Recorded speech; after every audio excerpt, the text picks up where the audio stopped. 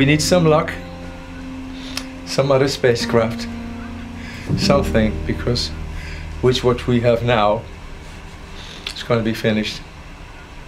As an astronaut, you feel excluded to a particular group of people, and those are the people which have the majority. They are you, not being aware of the danger in which they live. But now suppose I'm going to change all of you. Suppose I can transfer the experience which I have to you. Then you would go out and see the Earth, and you would see the blue sky. Not the blue sky which you see when you're outside. In space you see that you're the only one. You're the only planet. You have no spare. And so you have to take care of this one and only planet. Our Earth has cancer. I have cancer too.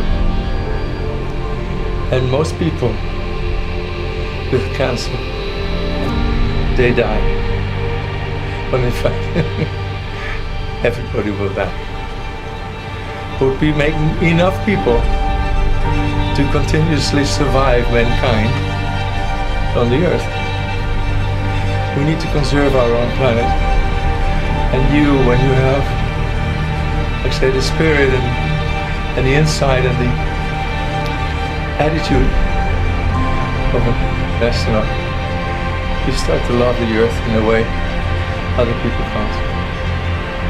And if you really love something, you don't want to lose it.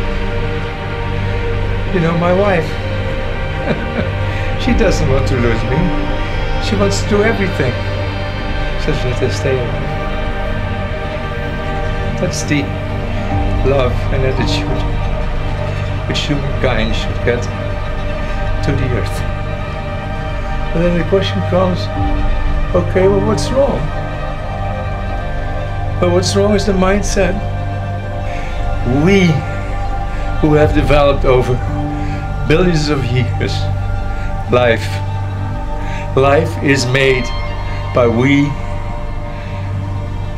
humanity are so strong that we can save the Earth, but we also can destroy it.